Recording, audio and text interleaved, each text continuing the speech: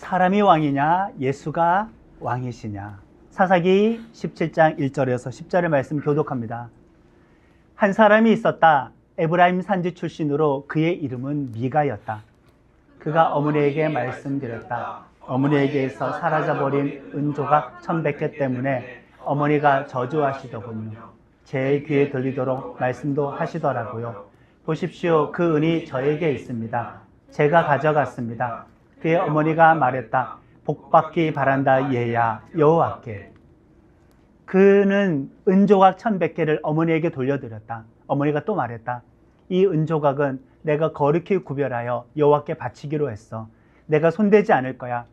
새기기도 하고 녹이기도 해서 내 아들을 위해 우상을 만들도록 바치는 거야. 그러니 이제 너에게 돌려줄게. 그러나 그는 그 은조각을 어머니께 돌려드렸다. 어머니는 그 은조각 200개를 가지고 가서 기술자에게 주어 새기기도 하고 녹이기도 해서 우상을 만들게 했다. 그 우상은 미가의 집에 있었다. 이 사람 미가에게는 신을 모시는 사당이 있었다. 그는 애복과 집안 우상을 만들고 아들 가운데 한 사람에게 제사장 일을 맡겨서 그가 자신의 제사장이 되게 했다. 그 시대 이스라엘은 임금이 없었다. 사람마다 자기가 보기에 올바른 일을 했다. 한 젊은이가 있었다. 유다 땅 베들레헴 출신으로 유다 가문에 딸린 사람이었다. 그는 레위 사람으로 거기에 나그네로 살고 있었다. 그 사람이 자기 도시인 유다 베들레헴을 떠나 다니면서 산지에서 마침내 미가의 집에 달려왔다. 미가가 그에게 물었다. 손님은 어디에서 오시나요? 레위 사람이 그에게 대답했다. 나는 레위 사람으로 유다 베들레헴 사람입니다. 나는 다니면서 나그네로 머물 곳을 찾고 있어요. 미가는 그에게 말했다. 우리 집에 머물러 우리 집 어른과 제사장이 되어 주십시오. 손님에게 내가 해마다 10개의 은조가 갖가지 옷을 한 벌 또 먹을 것을 드리지요. 그 레위 사람이 들어갔다. 아멘. 복음이라는 말과 구원자라는 말, 예수님이라는 말, 그리고 예수님이 왕이라는 말을 듣기는 싫어합니다. 사람은 본능적으로. 믿어라, 순종해라, 따르라, 복종해라, 들어라. 요즘 세상에는 전부 다 듣기 싫어하는 그런 말들입니다. 방송과 뉴스조차도 내가 선택해서 내가 원하는 시간에 골라서 시청할 수 있는 그런 시대이지 않습니까? 내가 결정하는 시대입니다. 내가 선택하는 시대입니다. 강요는 싫습니다.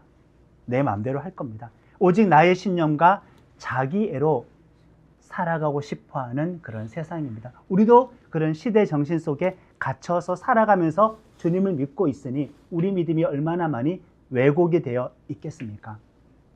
나는 교회에 맞출 생각 없어요. 교회가 나에게 맞춰야지. 안 맞출 거면 내가 맞는 교회를 내가 선택해서 가면 그만입니다. 설교 말씀에 내가 나의 가치관을 맞춰서 바꿀 생각 없습니다. 그냥 내 가치관에 맞는 설교를 내가 선택하면 그만입니다. 정말 나에게 바꾸라고 변화되라고 부담을 주면은 내가 그냥 교회를 바꾸든지 할 겁니다. 더 열받게 해버리면 아예 그냥 나는 종교를 바꿔버릴 겁니다. 내가 주인이고 왕인 그런 시대입니다. 난 아주 특별해. 넌 아주 특별해. 우리 모두 특별해. 왜 이렇게 개인의 특별함을 강조하는 시대가 되었을까? 내가 주인이고 왕입니다. 하나님도 예수님도 성령님이 나타나서 나에게 뭐라고 해도 말을 잘 안 들을 겁니다. 정말 그렇게 안 들을 겁니다. 모든 것은 나에게 맞춰줘야 합니다. 성경에서 거슬리는 표현들이 너무나 많이 있습니다. 하라 하지 말라 이런 명령조의 말씀은 그냥 성경에서 다 빼버렸으면 좋겠습니다. 나를 뭔가 좀 푸시하는 그런 표현들 성경에 없었으면 좋겠습니다. 금쪽이들이 세상에만 가득할까요? 아니면 교회 안에 영적인 금쪽이들도 가득할까요? 입술로는 우리가 예수님을 주님이요 왕이라고 하지만 진짜 주님처럼 인정하는가? 정말 왕으로 섬기고 있는가? 왕이신 예수님 통치를 구하거나 나는 순종하려고 하는가? 순종하기 위해서 하나님과 접촉하려고 하는가? 순종은 배제해놓고 하나님과 교제하려고만 하는가? 어떤 시대입니까? 지금 시대에는 주님과 왕이라는 단어도 싫어하는 시대입니다. 정말 요즘 세상에 시대착오적인 그런 단어 아닙니까? 하나님의 주권이라는 단어조차도 마음에 안 듭니다. 요즘 세상의 다양성의 시대에 절대적인 하나님의 주권 누가 좋아하겠습니까? 시대 정신이 기독교 신앙관과 하나님의 말씀과 이렇게 충돌을 하고 있고, 우리는 시대 정신 속에 갇혀서 살아가며 신앙생활을 하고 있으니 왜곡된 신앙 가지기가 쉽습니다. 한마디로 내가 주인공이어야만 한 인간 교만의 시대를 살고 있습니다. 인간의 자유가 꽃을 피고 하나님의 통치가 필요 없는 시대가 과연 좋을까? 우리는 지금 사사기에 대한 말을 하고 있는데 오늘날에 대한 이야기이기도 합니다. 삼손까지 12사사들의 이야기가 끝이 나고 17장부터 21장까지는 이제 사사기의 마무리 이야기 두 가지가 등장을 하는데, 그렇다고 해서 시간상으로는 앞선 12사사 이야기의 다음 시대는 아닙니다. 그냥 겹쳐지는 시대의 또 다른 이야기이죠. 12명의 사사를 통하여서 하나님의 회개와 구원을 반복적으로 시도했음에도 불구하고 실패한 것을 우리는 이미 보았습니다. 이 17장부터 21장까지는 앞선 그 모든 사례들을 요약 반복하는 두 가지 이야기가 등장하는데, 하나님에 대한 믿음을 잃어버린 사회가 어떻게 세상적으로도 혼란에 빠지게 되는지 보여줍니다. 종교의 타락이 세상의 혼란으로 이르게 되는 그 과정을 보여주게 되고, 또 한 사람의 타락이 어떻게 민족 전체의 타락으로 확대가 되는지 보여줍니다. 이 두 가지 이야기가 17장부터 21장까지입니다. 앞선 주제에 대해서 반복, 강조, 확대하는 거죠. 에브라임 지파가 정착한 산지에 미가라는 사람이 살고 있었습니다. 미가라는 이름의 뜻 너무 좋습니다. 누가 여호와와 같은가?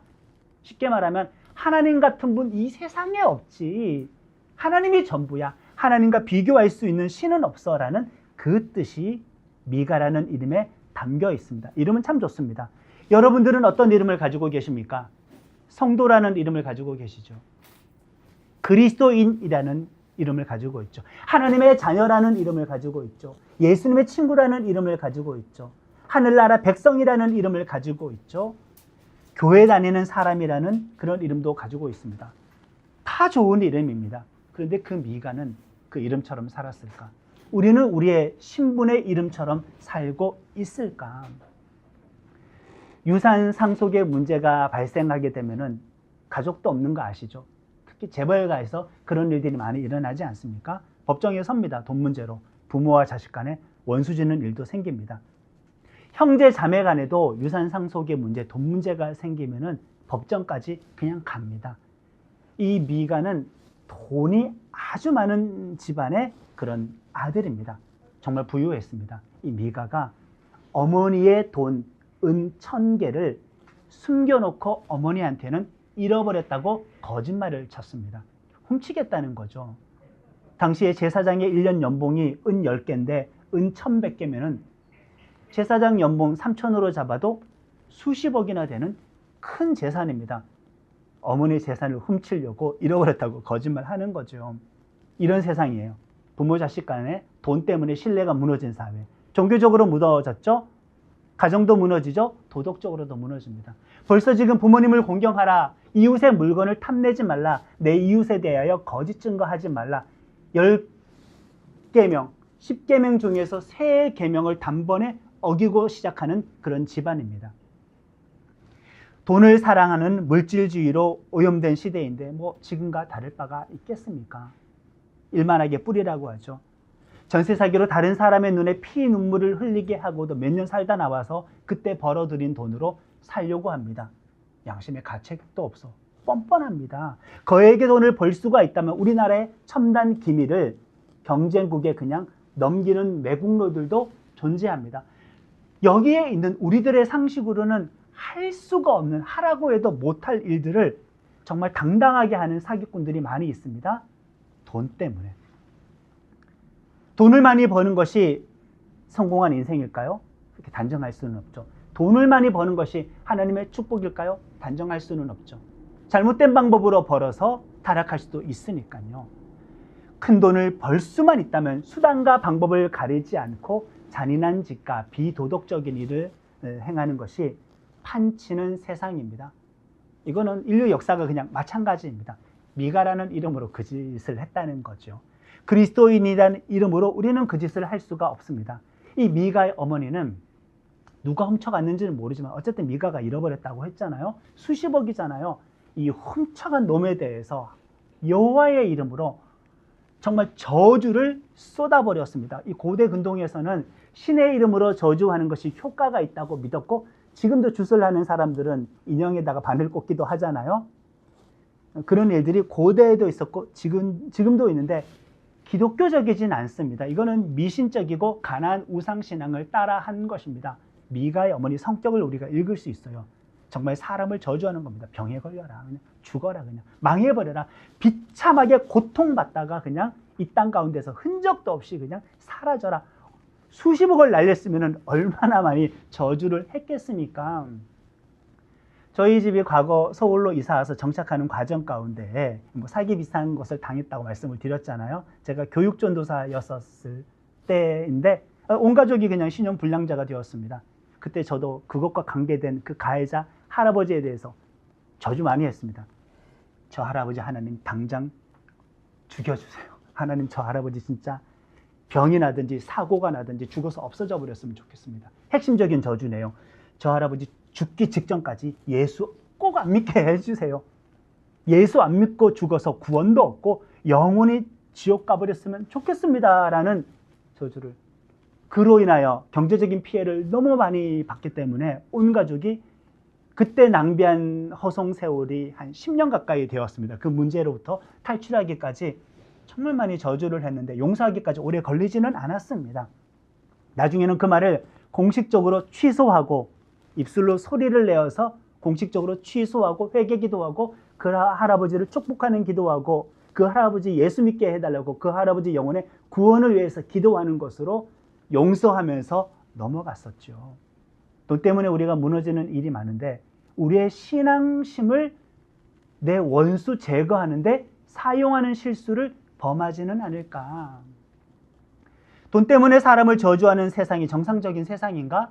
정상적인 믿음인가? 하나님의 이름을 빌어서 그렇게 하는 게 바른 신앙관인가?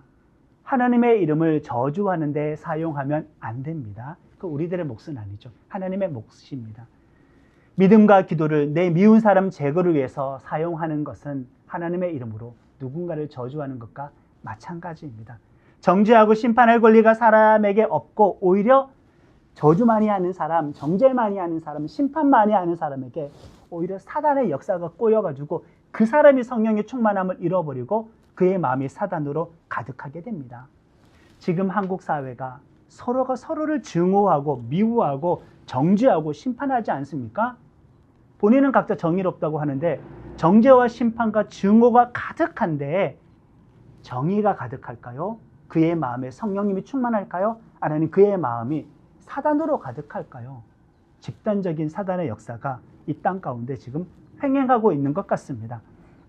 미가는 어머니의 저주를 듣자마자 그 저주가 자기에게 임할 것 같잖아요. 당시의 저주는 효염이 있다고 믿었으니까 부랴부랴 어머니에게 자백합니다. 어머니 사실 제가 그 돈 잃어버리지 않았습니다. 도둑맞지 않았습니다. 그 돈 제가 그냥 숨겼습니다. 라고 자백을 하고 바로 어머니께 이 돈을 돌려드립니다. 어머니도 부랴부랴 방금 전에 아들 저주하게 된 꼴이었었으니까 부랴부랴 아유 하나님 제가 하나님께 이 되찾은 은 전부를 드릴 테니까 좀 전에 제가 제 아들 저주했던 거 취소하고요. 제 아들 축복해 주세요. 축복의 조건으로 되찾은 은을 하나님께 다 드릴 테니까 돈 주고 제 저주를 무마해 주시고 돈 주고 축복을 사겠습니다. 하나님 내 아들 축복해 주세요. 이것도 바른 믿음일까요? 하나님의 이름으로 저주했다가 돈 주고 그 저주를 축복으로 무마하는 것.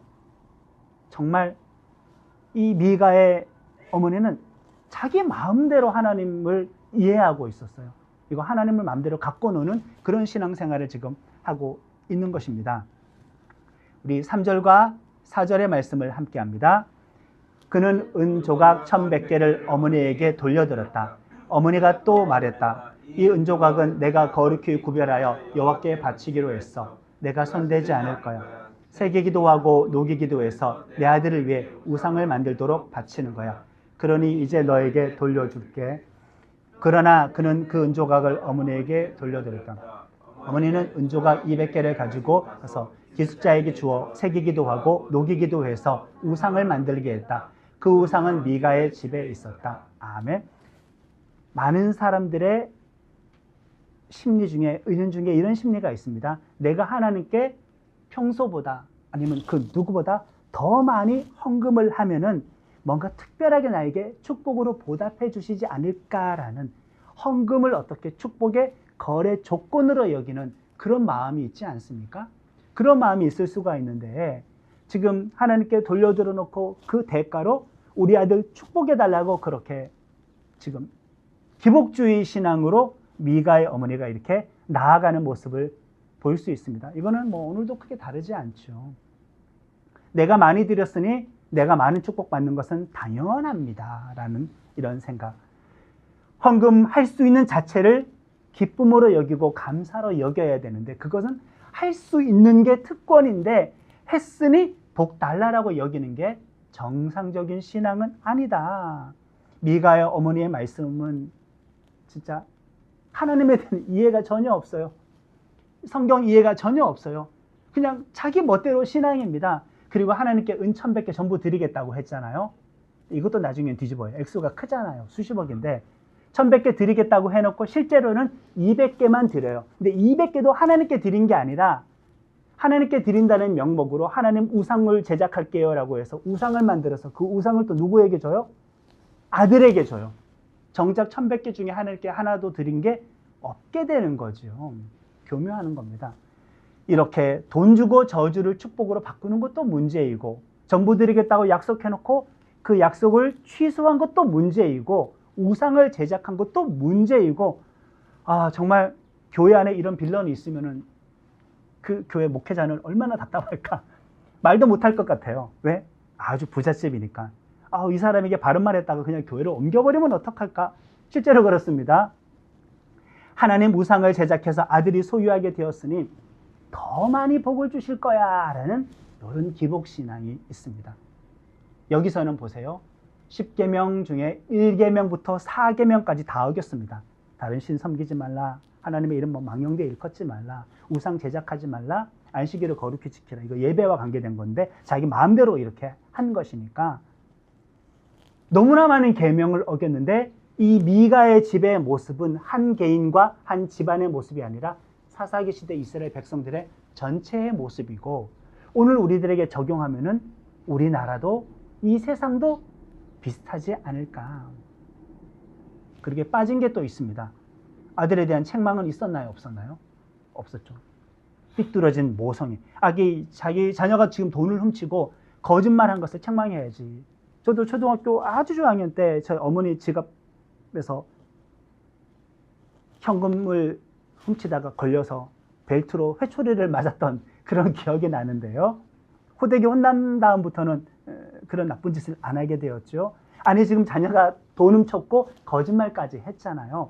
곧바로 하나님께 헌금을 조건으로 축복으로 이렇게 바꾸었는데, 그런 자기 생각대로 어떤 신앙적인 해결책으로 풀어가야 될 문제보다 그 앞서서 혼냈어야지. 혼낼 줄도 모르는 겁니다. 책망이 빠졌습니다. 자녀교육 실패, 신앙교육 실패, 믿음의 유업을 전달해 주는 것 실패, 신앙적인 모범을 보인 것 없으니 엉망진창 뒤죽박죽 엄마의 신앙이 이제 미가에게 그냥 그대로 이어지게 되는 겁니다. 미가 어머니는 하나님을 가정 수호신으로 제작한 다음에 그 집에 있는 한 공간을 사당, 신을 모시는 그 신전, 사당을 만들어서 거기다 우상을 모셔두었습니다. 마음이 너무 뿌듯합니다. 하나님을 우상으로 제작해서 내가 소유하고 있으니 얼마나 큰 축복을 받을까. 십자가 큰 거, 십자가 여러 개 많이 차에 걸고 다닌다고 해서 교통사고가 안 나는 것은 아니고, 제사장에게 물어보지도 않았습니다. 레위인에게 물어보지도 않았습니다. 미가의 어머니는 그냥 성경적인 거 따지지도 않습니다. 누구 맘대로요? 내 맘대로, 내 생각대로 내 판단대로, 내 느낌대로, 내 계획대로 그냥 하나님의 신앙 다 맞춰. 나에게 다 맞춰. 내가 판단하는 거야. 내가 판단하는 게 하나님의 뜻이지. 내 생각이 하나님의 생각이지. 내 결정이 하나님의 결정이지. 내 느낌이 성령님의 감동이지. 그냥 나한테 하나님을 전부 다 맞추면서 살아가는데 당연히 이런 신앙인들 지금도 많이 있죠. 우상도 있겠다. 신전도 있겠다. 이제 누가 없어요? 성직자가 없잖아요. 여기서 어떻게 하는지 아십니까? 미가의 어머니가 그냥 자기 집 아들 중에 한 명을 오늘부터 너가 우리 집의 제사장이야. 여기 지금 어느 땅이에요? 에브라임 산지입니다. 어느 지파예요? 에브라임 지파입니다. 성직자 계열은 레위 지파에서만 뽑아야 됩니다. 그러니까 성직자를 뽑을 수 없죠. 월권이죠. 신학교를 졸업하지도 않고 목회 경력도 없고 교단 소속도 없고 목회자 훈련도 없고 시험도 안 받고 면접도 안 받고 정식으로 목사 안수를 받지도 않았는데 그냥 우리 집에 교회 만들어 놓고 아들 중에 한 명 너 오늘부터 우리 집에 성직자야 목사야 즉흥적으로 세워버리는 겁니다. 왜? 하나님을 우상으로 만들었으니 하나님이 자기 집에 있다고 생각을 했죠. 이것은 하나님을 소유하는 의미도 있어요. 단순히 성직자를 조종하고 소유하는 의미를 넘어서서 하나님을 내가 조종하겠다라는 겁니다.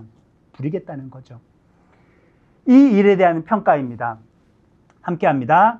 그 시대에 이스라엘은 임금이 없었다. 사람마다 자기가 보기에 옳은 일을 왕이 없어서 자기 마음대로 했다라는 뜻이 있지만 다른 의미로 하나님이 개입하지 않고 침묵하신다는 그 뜻이 있습니다.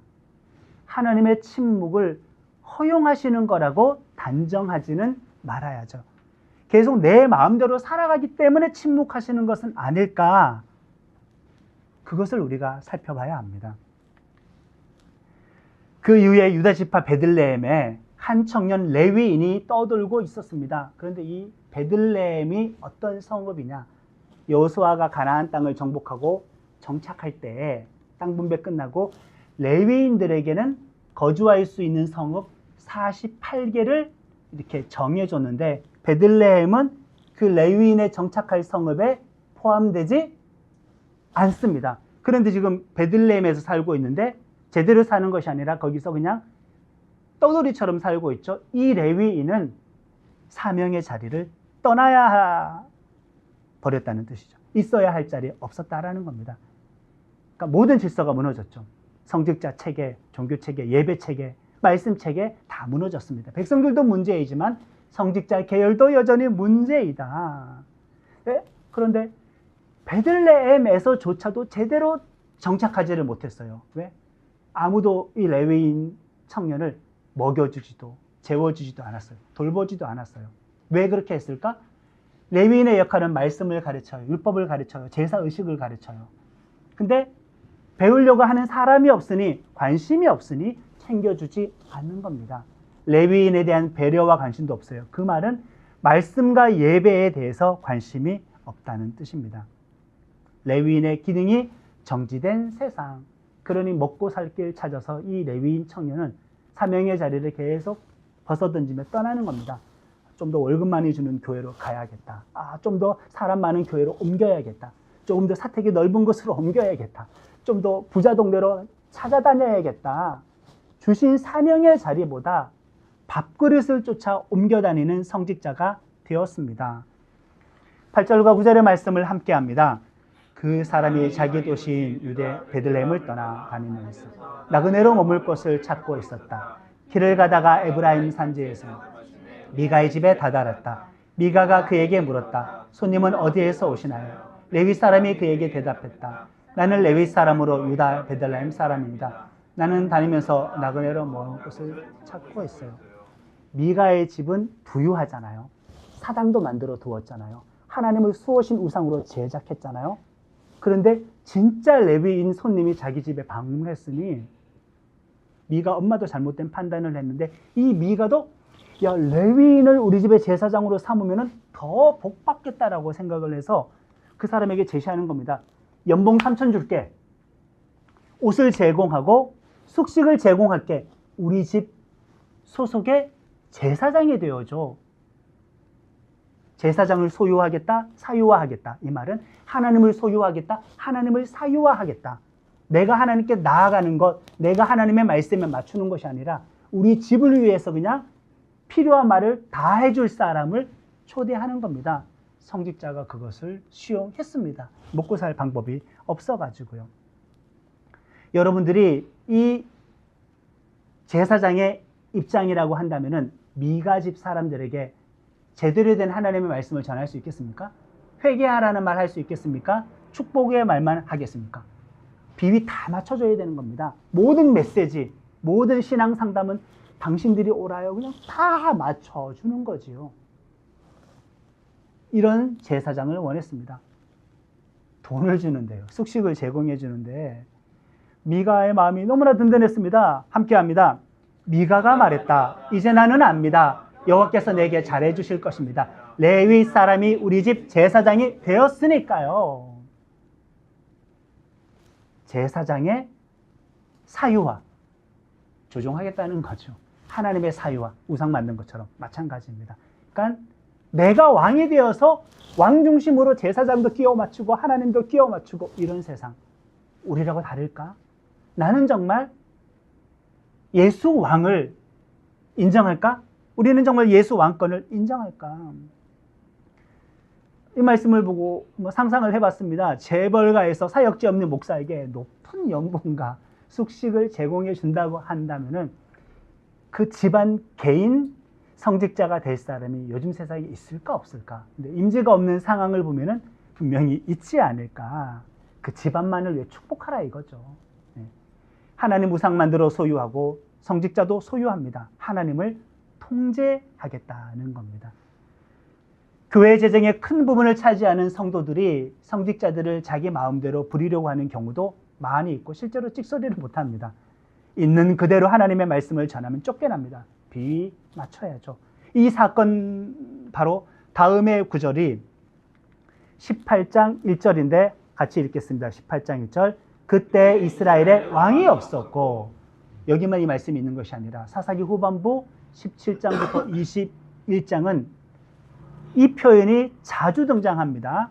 그때 이스라엘에 왕이 없으므로 자기 생각에 옳은 대로 행했다. 그때 이스라엘에 왕이 없었고, 이스라엘에 왕이 없을 그때 이스라엘에 왕이 없으므로 자기 생각에 옳은 대로 행했다.